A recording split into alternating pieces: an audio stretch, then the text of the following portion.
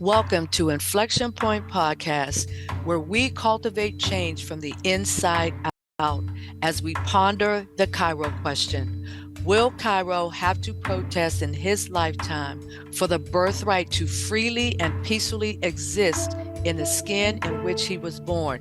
We stand on the belief that dismantling racism goes beyond laws and legislation or politics and economics.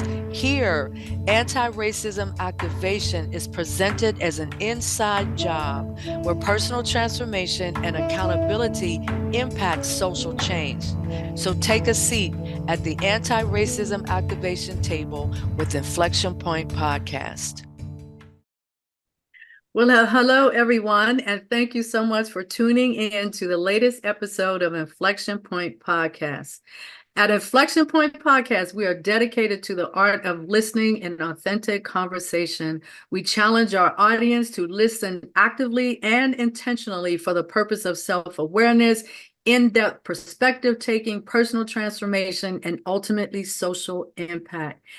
Our 2024 theme explores the art of community conversations, and it is particularly in today's climate of equity, diversity, and inclusion conversations, anti-racism, book banning, and things of that nature. I am your host, Anita Russell. Normally, I do a quick hello from co-hosts Mavis and Gail, but as you can see, there's only two of us here tonight. So before I have Mavis come on and do her quick hello, I want to do a quick shout out to Gail Hunter, who unfortunately was unable to be with us this evening. So part of our triad is here in spirit, not here in the flesh, but here in spirit. So take it away, Mavis. Hi, everybody. I'm Mavis Bauman, and we're so glad you're here tonight. We're going to be freewheeling tonight, and it should be interesting. Absolutely, absolutely. So in this episode, we ponder the question, what is my key anti-racism challenge? And how does that challenge impact what you have committed to in terms of making a positive impact in your own community conversations, and you're having those conversations through that lens of anti-racism? And so let's just kind of dig into that topic a little bit.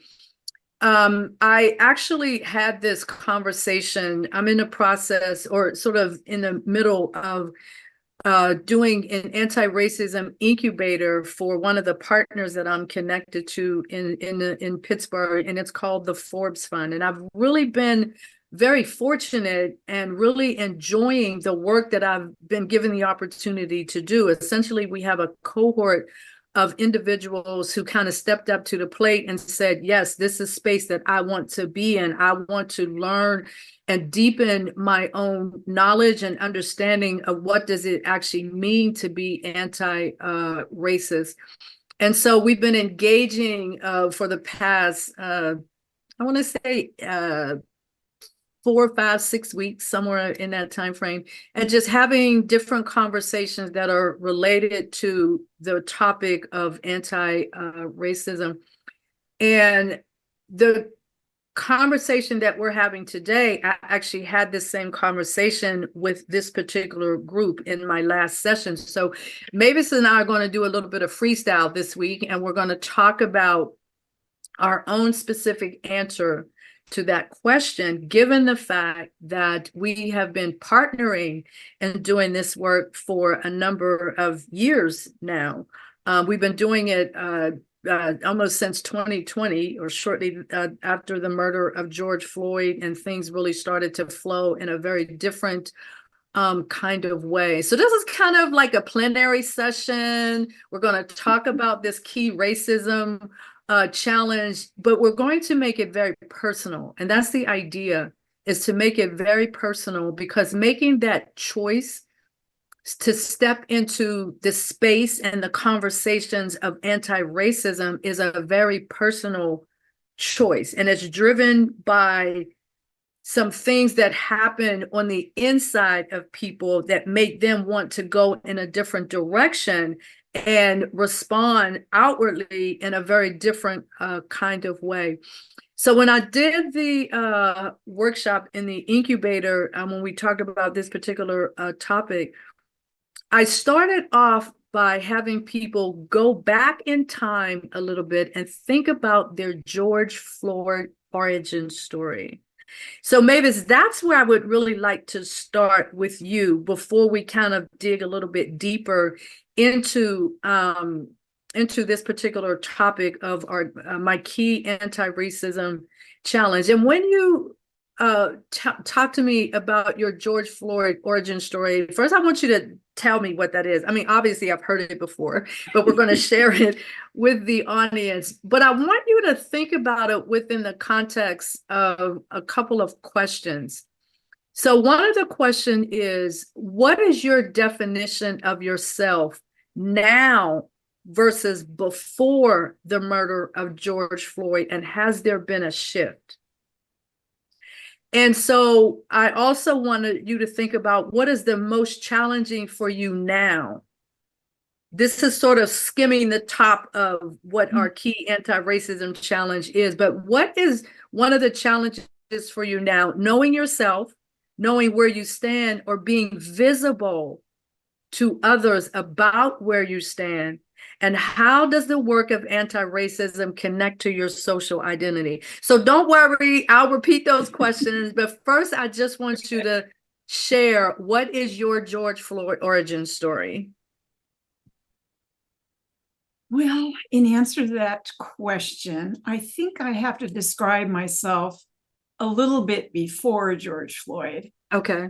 Which is that I have always been interested in Black studies, history, poetry, art, diaspora, a lot of different things since I was in college. So that was kind of in my heart. I was raised, of course, in Nebraska in a totally white community. I never was around Black people. But there was some sort of interest and kind of affection in a way.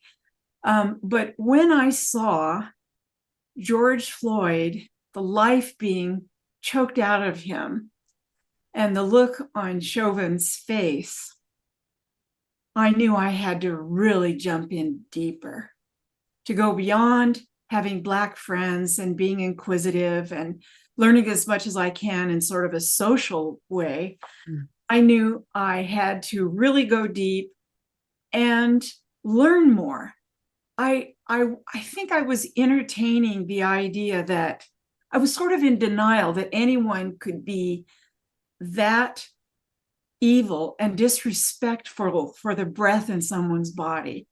I mean, I know horrible things have happened in the world. As you know, I do work in Rwanda and I've studied genocide quite a bit, but to see the look on that white guy's face and hear George crying out, I can't breathe, is something switched. Shifted is the word you use. And yes, I shifted. Yes. And so now I just, I feel fully and completely committed to being on this journey to changing myself, further cultivating that knowledge of Black history and culture and what has really been happening in this country. It's not just how I perceive it. There's this whole world, this whole set of hundreds of years that Black people, Black folks, I think I hear more, have been suffering. And it was just not visible to me, not like it is now. So I think that answers the first question, right? Do you want me to keep it does. Yeah. So you talked a little bit about there being a shift in you, and I really appreciate that.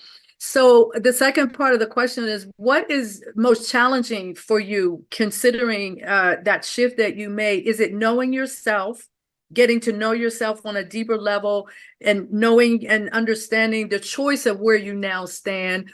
Or is it being visible to other people about where you stand? Which one of those is most challenging? Yeah, the second one.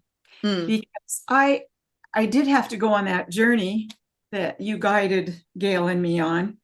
Of course, Gail was way ahead of me, but knowing myself, I never even really asked myself that question.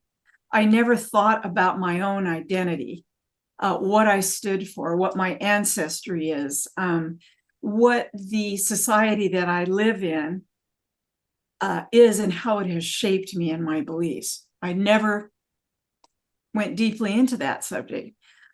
But the real, so that was an important part of my growth. But the real challenge is to make myself seen, to be seen for what I believe. Mhm. As you know, I would much rather be behind the camera than in front. But this is so important that I've been really working hard at getting over that. But I realize that I still have so far to go. That I'm safe in my house here, doing this podcast with you, learning from you. I happened to listen to a conversation at Georgetown. It was the Center for Faith and what's it called? Faith and Justice. And there was a professor from Princeton who said something. I heard this actually before we decided to do this conversation, and it really hit me. But he was talking about, his name is Dr. Glaude at Princeton. And he said, every movement has to decide who you can persuade and who you can defeat. And Jim Wallace actually said that particular part. And he says that means nonviolently at the ballot box. So what do we stand for in our society, right? But then Dr. Glaude says the choice to persuade and defeat is made concrete in the context of lived relationships. Mm-hmm. What does it mean if the person you have to defeat is someone you love or are related to? They sit around your tables. And it just really hit me how those are the moments that someone like me who is really on this journey needs to take advantage of. Mm-hmm. And I'm still really challenged by that. I'm really, really challenged, especially when someone gets extremely defensive when I say I'm doing, a podcast about racial and historical literacy, racism's over. And I that is a deep challenge for me, because part of me is just afraid to alienate people. Part of me is afraid that I won't think clearly in the midst of that hatred of whatever they are believing and hating, that I won't think clearly and calmly and lovingly enough to speak the truth. So that's one of the mountains I'm on. Yeah, that is definitely a challenge, to be able to, I love the way you just said that, is to be able to speak lovingly, because I always look at it from the standpoint, I look at racism, I consider racism to be my enemy, right? Yeah. That doesn't mean I consider white people to be my enemy. It means I just consider the system of racism to be my enemy.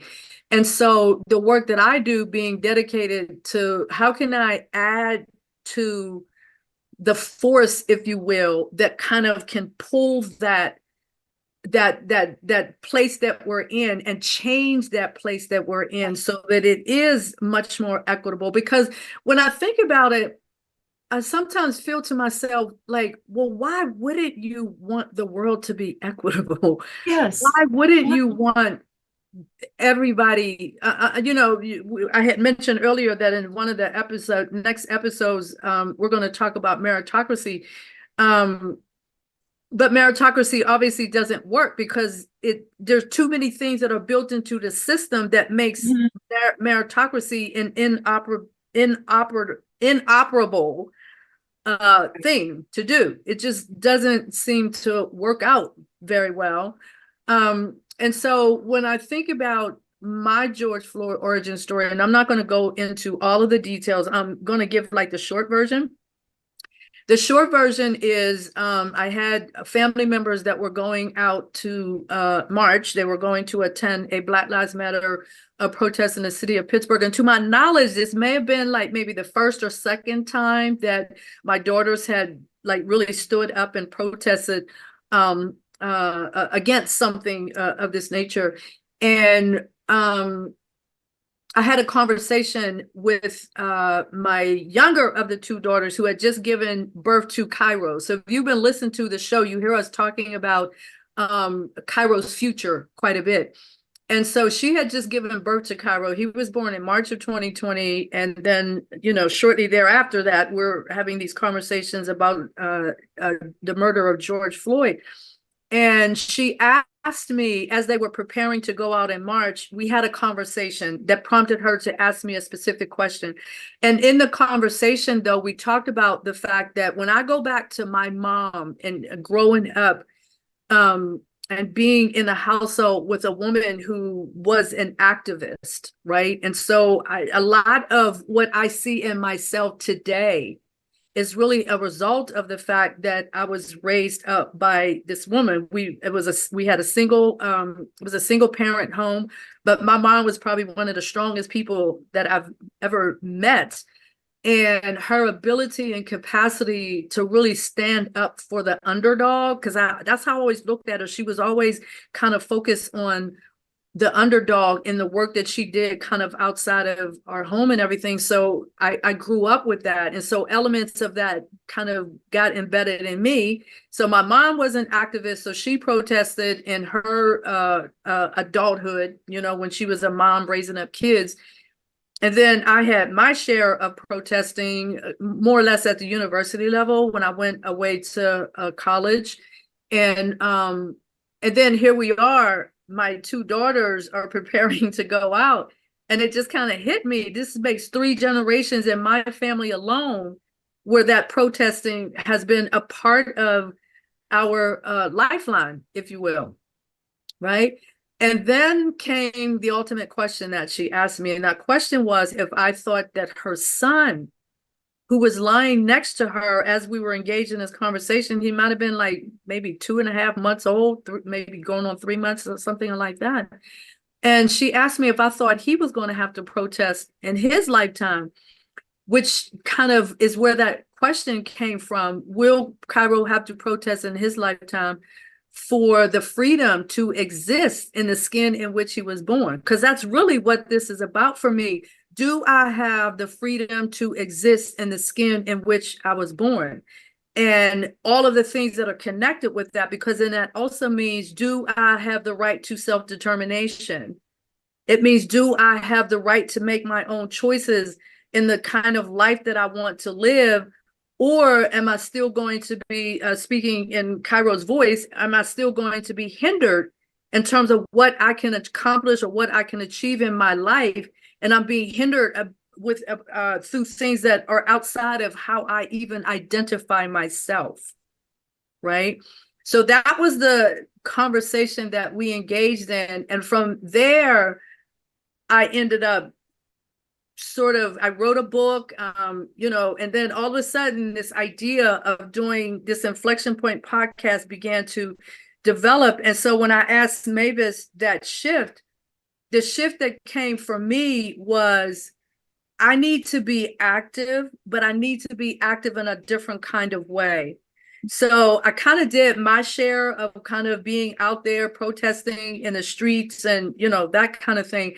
But that wasn't where I wanted to be now. And that I quite frankly, that's not where God was leading me in this specific time in my life. That's not where he was leading me. He was leading me to be able to take the skills that I've developed, the knowledge that I've developed, my ability to be able to sit down and have a conversation with people without it becoming necessarily an argument or a debate, because the work that I do, I'm not interested in arguing and debating. And when I start working with people in the incubator, the anti-racism incubator, I make that very clear. This is not about arguing and debating, because if you do not believe that racism is a thing, if you cannot break yourself from that belief, then I don't think the space that I have created is the space for you. Right? I can emphatically say that. My expectation is that people who are willing to meet me in the conversation of an anti-racism incubator, you think of what an incubator does, right? And if you're walking into that type of space, the expectation is that there's already been some sort of shift inside of you. And now you're just looking for, how do I make that, number one, be a more permanent part of who I am? And when I talk about my social identity, being an anti-racist is now part of my social identity, but also, how do I take action? What is the action I can be taking? And so for me, my George Floyd origin story was about the action of taking my coaching skills, my life coaching skills, and applying them into the space of anti-racism, equity, diversity, and inclusion, and all of that. And I've done diversity and inclusion work in corporate America in the past, but this is very different for me. Because in the past, there was always a part of me that felt like there's a missing piece in the conversation. And that missing piece in the conversation is racism. And if we're not willing to have honest, open conversations about racism, then how do we move beyond where we are? We have to be willing to have those types of conversations. And a really important piece of what it is I do in the way that I run the incubator is that it's a lot of honing your listening skills. You have to be willing to hone your listening skills to be able to understand another person's experience in life. So I often think about this through the lens of being pregnant, right? And having this 9-month period of time where you're carrying this life inside of you. You can feel that life inside of you. I can remember the very first time when I felt my first daughter move inside of me. It was like the world just stopped when I felt her moving inside of me. But if you're a man, or if you're a woman who has never, because Mavis, you don't have children, right? How could you possibly know what that feels like unless you sit down and have a conversation with someone who has had that experience? Or when I remember once a really good friend of mine, it was probably the one and only time that he and I had a major disagreement. And the disagreement was that he was having difficulty understanding why giving birth to a child was so painful. Exactly. Why it was so painful if your body was built for you to give birth to a child. And I'm sitting there and I'm trying to explain to him, why do you think you get to tell me what I'm supposed to think or feel or experience when I'm doing something that you'll never be able to do yourself? And so it just became just this kind of interesting conversation that he didn't know what he didn't know. Right? He didn't know what he didn't know. He didn't know. And he could not know. Yeah, what it was exactly. like. And it was also before he got married and actually had a wife who went through the birthing process. So he was just a complete novice in that moment. Right. But I often think about racism kind of in those terms. If you haven't experienced it, just like a man cannot tell me what I'm supposed to think or feel when I've been in a labor suite for 15 hours trying to get this life out of me. Oh, it can't be that painful. Why do you get to tell me what my experience is? Why do you get to define for me what my experience is? And I feel the same way when it comes to racism. Well, Why do you, who have never experienced this thing called racism or this thing called pregnancy, why do you think you should have the right to tell me how I am supposed to feel? What is it I'm supposed to feel? What should I be thinking? What should I be feeling? Why do you think you have the right to do that if you've never walked in my shoes? It seems to me, though, that he was more revealing how little he was willing to know what he was never picking up on, which is how racism functions. I've been doing things that have been racist, and I didn't know. I didn't have to know. Yes. Didn't And have that's a to, key because piece. I was always safe, you know? Yes, yes. So, But that's a key piece of what you just said. So we often will say that you don't know what you don't know, but then you have the luxury, if you will, yes, or the privilege, I should say, yes. of not even having to know. Mhm. Yeah. And then you Even don't care unless having you to have to. know. Yeah. Exactly. And that's exactly it. You can't care about something that you don't know about. I mean, the very act of caring means you want to know about this thing or It's this object, true. this person, this place Exactly. that you're claiming to Yeah. care about. That's kind of where it all starts, right? You have to care a little bit to even start listening. You know, Anita, just real quick, I wanted to refer back to that quote that says, the choice to persuade and defeat is made concrete in the context of lived relationships. When he's talking about defeat, I don't like terms like that, but he's talking about, of course, the racism in that someone, not defeating that someone who has racist beliefs. So, I mean, but he added later, he said, it's in those moments we become quiet, and hatred then festers and grows, and it's passed off generation to generation. Absolutely. I don't want anyone in my family that knows me to be passing on what they don't know. Or Absolutely. that I haven't said something to them and prepared them to at least care and be interested. Yes. And so everything that you said, you know where it's taking me back to? It's taking me back to Dr. Robert Livingston's press model.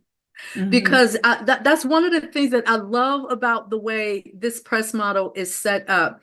You have, there's 5 elements, just for our audience sake, there's 5 elements. And this is a book he wrote this book to show people how you can go about having these conversations and how impactful the conversation can be at the organizational level as well as the individual level.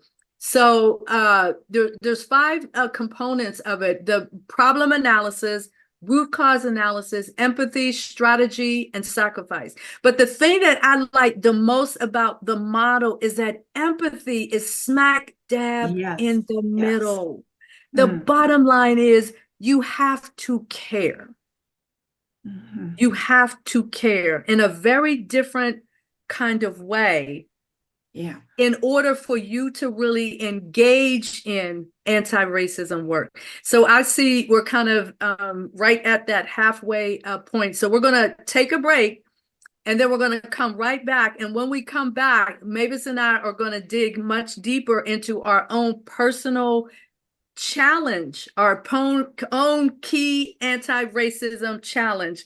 We'll dig into that as soon as we come back from the break.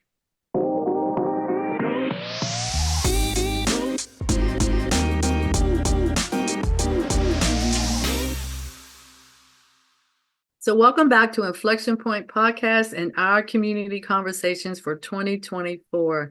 Our topic for this episode is, what is my key anti-racism challenge? So Mavis, you said you wanted to kind of piggyback off of where we ended, where we were talking about Dr. Livingston's press model. Yeah, the last element was sacrifice. In this talk that I was telling you, I listened to with Jim Wallace and others, he was telling us a story about a student who left the church. She just didn't like how the church was behaving.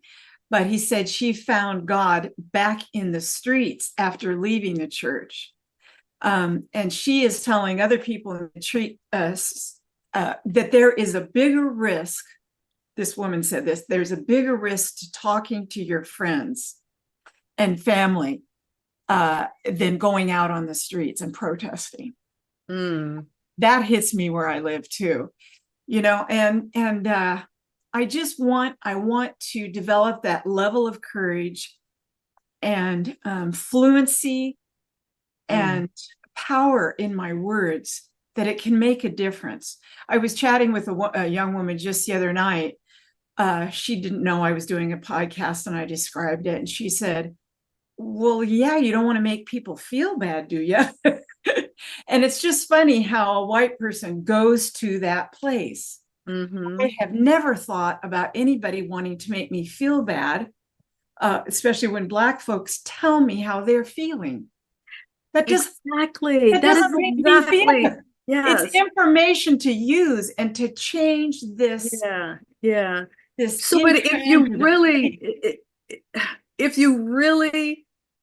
if that's really your attitude, we shouldn't be making people feel bad. Is it that reason enough for you want to dismantle racism? It's harmful. It's hurtful. Oh. I'm looking at it from that standpoint. I got you now. I mean, let's think about it. Racism does not make me feel good. No. It doesn't make me feel good. I don't feel guilty for what has happened. Yeah. I feel empowered to do something yes, so that the world can become a different place, specifically with respect to racism. Absolutely. It's fuel for me. But it's funny how people kind of default to that, which is a way of shutting the door a little bit, Yeah. But at the same time, and you're right, it is a way of shutting the door, but that's part of the beauty of really understanding how you can have these conversations, because these conversations are designed to open the door. And so when you think about, having a conversation with family members or having conversations with individuals. So for me, when especially when I share my story with someone, like I have multiple stories in my repertoire where I had to deal with racism, either people using the N-word or this is happening or that's happening. So I just pick one. I have them, and I'm not the only one who has them. And so if you really want to have a conversation with me, or if I really want to have a conversation with you, the first thing a white person has to learn how to do is decentralize themselves. We've talked about this before. If you cannot decentralize yourself, because decentralizing yourself is really one of the keys to being able to listen authentically and intentionally. You cannot be an authentic, intentional listener if you're only focused on yourself. Right. It's impossible.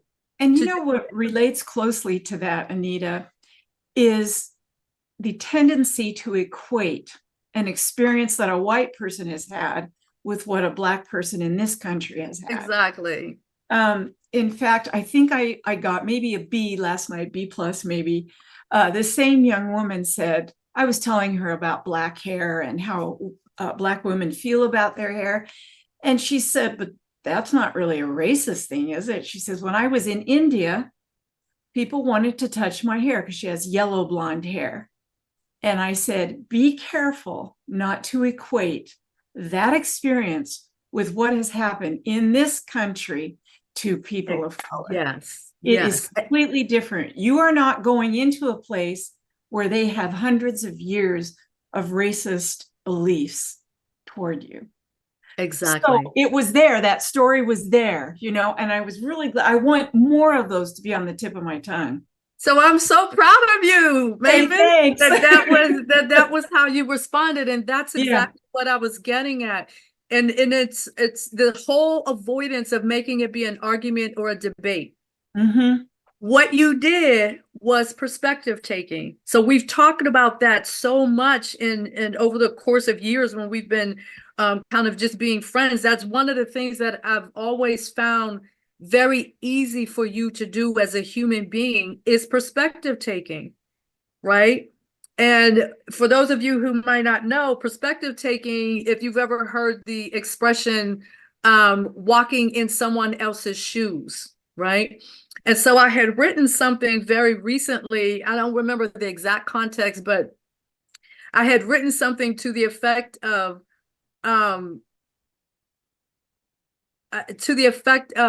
if you're not willing to step and walk in my shoes, please do not take the liberty of trying to shut me down when those very shoes are pinching my feet every day. Yeah. As a result of the racialized society that I live in. My shoes pinch my feet every day because the only reason I have to wear anti-racism shoes is because racism exists. Right? And so you don't get to shut a you don't person. get to shut people down. Exactly.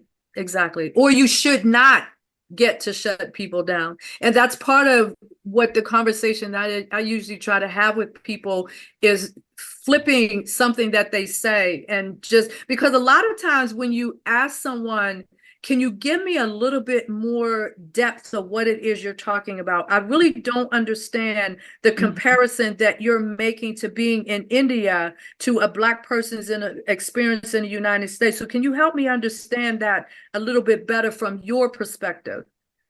That kind of thing, and helping people, because people can sometimes get so used to just saying what comes off the top of their head. Of course. But then when they're challenged to explain what just came off the top of their head. Good point. I should have usually, they usually can falter because I really didn't think about it. It just kind of rolled off the top of my head. Right. So let's dig a little bit into Mavis, because I want to make sure we have time. Tell me, what is your bona fide anti-racism challenge, your key anti-racism challenge, like all of the work that we've done together, all of the conversations that we've had? What is that one thing that is really a challenge for you? Anita, I think it's being vocal enough, being visible enough, being forceful enough, being confident enough, having the words at the ready, being influential and not just nice about it, you know? Yes. It really is a challenge for my personality. My personality is more to smooth and soothe than really be forceful about this. And I think about, we talked about a while back, the idea of, a march where the Black folks in the march said, white people to the front, because they believed that police would not shoot the white people. That is such a visual for me. And I want to know that I will go to the front. I want to know that I will. And I might look right in the eyes of a Derek Chauvin, because, you're nobody. I don't have to do anything that you tell. I want to be able to take that risk. Another thing they said in that talk I listened to was, you might go to the other side of the tracks, those were the words he used, to learn about. In other words, I've gone into this environment with you to learn. And he says, you might not be welcome back. And I think that's one of the risks. I'm definitely willing to take that, because I think if people turn away because of that, they're not the kind of people that I want to have in my life. But those risks, in terms of relationships, bodily risk, and the risk that I might spend the rest of my life working on this and not making a substantial difference. Yeah. I really want to see this shift. I want to see young people grabbing on to this in a way that surprises us all. Yeah. Yes. Does that answer your question? Because I I wanted you to just courage. absolutely. I need courage. Yeah. More courage. But the fact that you're still here shows me that courage is there, and it's grown over the course of time. If I just look at the times and so many conversations that we've had, and the audience doesn't necessarily know this, but you and I are actually very good friends, and just think of all of those conversations that we have had in your home. Right. All of those conversations that really solidified our friendship in a very special kind of way, I think. So I'm going to share with you my key anti-racism challenge. And I would say this is probably one of the things that is like a pet peeve for me when it comes to talking about racism and things like that. And that is this idea of colorblindness, right? I had an experience once where I was looking for a school for my children. My children were changing schools, just trying to make my commute a little bit better. And I went to a particular school that a couple of people had said, oh yeah, go check out this particular school. And so when I get to the particular school, it was just very obvious to me that there were no people of color in that environment. Like just walking into the space, I could feel it, I could see it. And so, you're kind of sitting there and there's always like a person that's, telling you all the wonderful things about the school and all of that. And, they weren't mean to me or disrespectful to me. I think I may have been the only Black person that was there. And so, you answer, they tell you all about it, you ask questions, and then they take you on a little tour. And as I'm going through the tour, there was nothing in that school that indicated to me that it would be a good environment for my little Black children. Nothing, right? And so towards the end, I asked the woman, I think she was like the director or headmistress or something along those lines. And I asked her, can you tell me a little bit about the diversity of your school? And her response was, well, we're colorblind here. And I'm like, okay, yeah, that's pretty obvious because you only got one color here. I didn't exactly say that in those particular words, but that is what I felt. What you're telling me is there's only one color that's permissible in this space. And even though there may be individuals in this space that don't, in fact, have the same color as you, but the fact that you're blotting out something that is a characteristic of who I am or a characteristic of who my children are. So just imagine if racism did not exist in the United States, my skin would still be brown though. My skin would still look different from yours. So to say we're colorblind here, and it was very obvious to me. Yes, you are. Yeah, it's not a pass. People want to use that term as a pass. As a pass, exactly. Any racist beliefs or anything. Yeah. Right. And it was intended to make me feel better. Meanwhile, there's no way. There's no way my children would come to this school, right? So having said all of that, I actually have a poem. It's an ekphrastic poem. I just learned like 2 weeks ago what an ekphrastic poem actually is. So I'm really excited now that I have one, right? And an ekphrastic poem is one that is written in response to a piece of art. It could be a painting, it could be a sculpture, it could be whatever, but it's a piece of art. So it's sort of this connection between the art and what comes out of that art for the poet, right? And what they produce as a result of them experiencing this piece of art. So the piece of art that I experienced years ago, I met a gentleman, an artist outside of Philadelphia. This is when I was still living in New Jersey. And he was an artist outside of Philadelphia. And I don't even remember how I met him, but at the time I used to have a community-based television show out of Princeton University, near the campus of Princeton University. And I asked him if he would come on my show. So he came on my show, and I'm like really, really excited, right? You know how I get, Mavis, right? Oh, I sure. was I don't really blame excited. you. And so, but when he came, he brought two of his pieces with him, and they were so beautiful. One of them was a picture, a painting. These are paintings, a painting of a native, an indigenous woman. She was so beautiful, and he had the full cultural regalia, and it was just such a beautiful painting. But he also had another painting, and this particular painting was an image of a Black woman, and she was surrounded by all of these blue butterflies, right?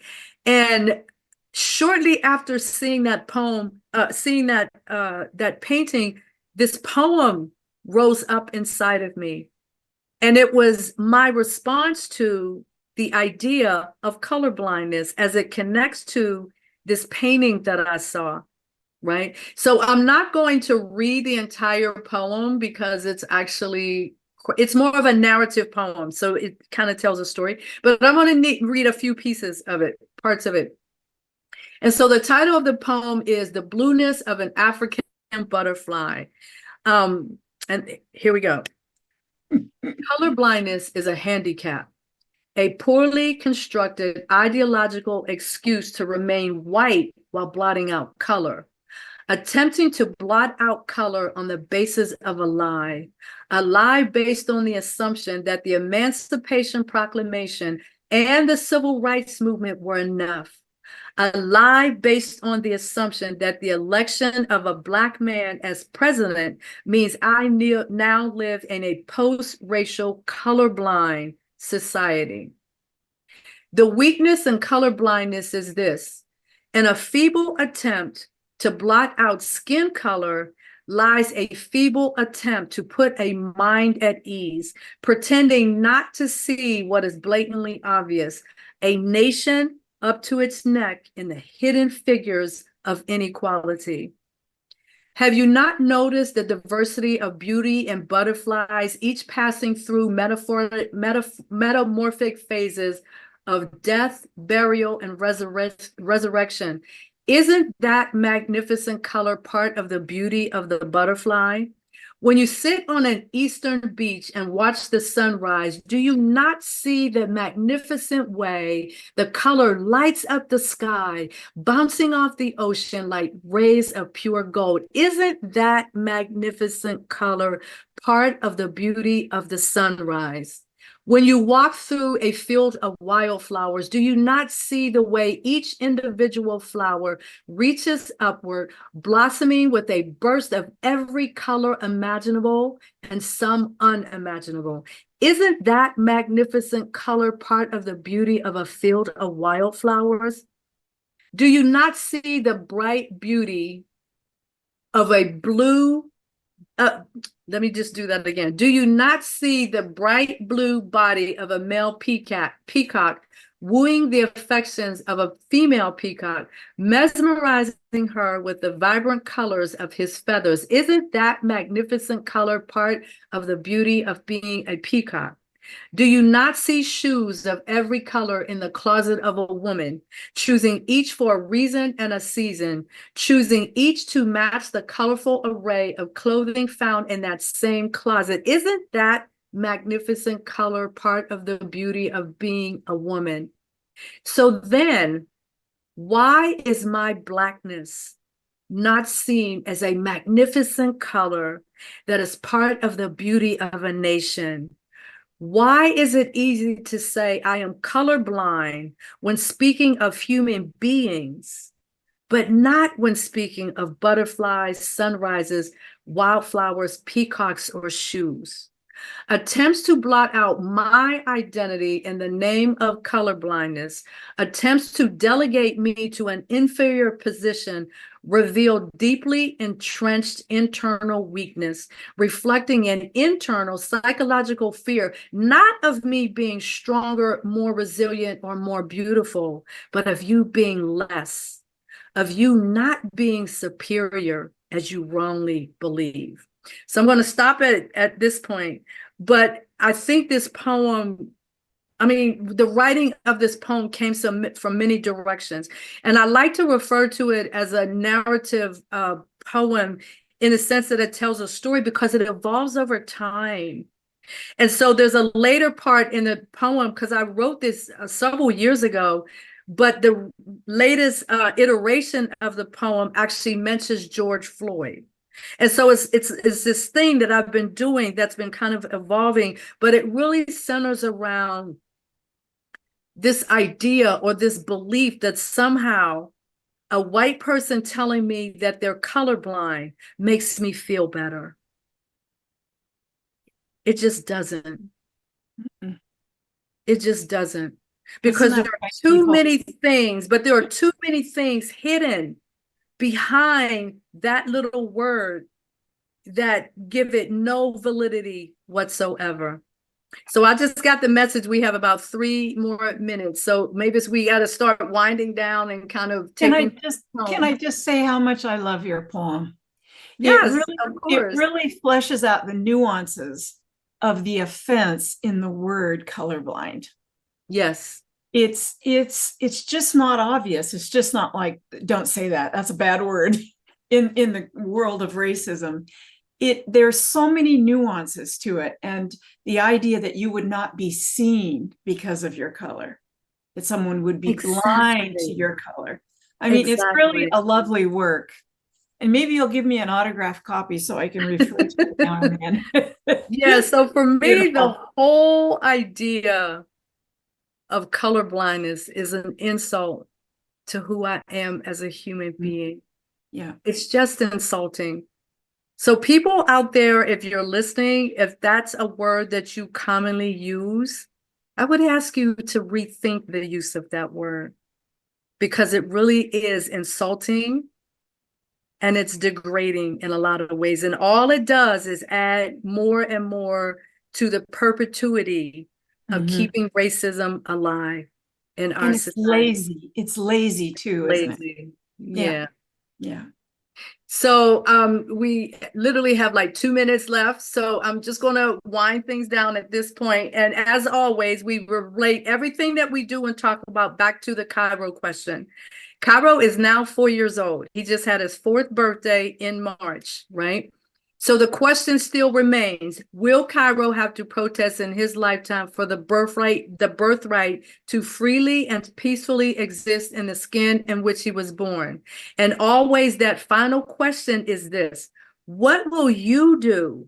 Those of you who are out there listening, what will you do to ensure that Cairo and his contemporaries have the right to freely and peacefully exist in the skin in which they were born? So I want to thank you for joining us on this episode of Inflection Point Podcast here on Transformation Talk Radio. We are here every first and third Wednesday at 3 p.m. Pacific time, 6 p.m. Eastern time. We're excited to have you here each and every week. So we will see you the next time on Inflection Point Podcast. Thank you for listening to Inflection Point Podcast, where our mantra is cultivating change from the inside out. The journey towards anti-racism and social change doesn't stop here. Truth, reconciliation, and healing come from ongoing, open, honest, and deliberate conversations. Continue to dive in and deconstruct your thoughts, ideas, and beliefs as we band together to manifest social change. Tune in to Inflection Point Podcast every first and third Wednesday at 3 p.m. Pacific, 6 p.m. Eastern, here on TransformationTalkRadio.com for more conversations about how we can cultivate change from the inside out.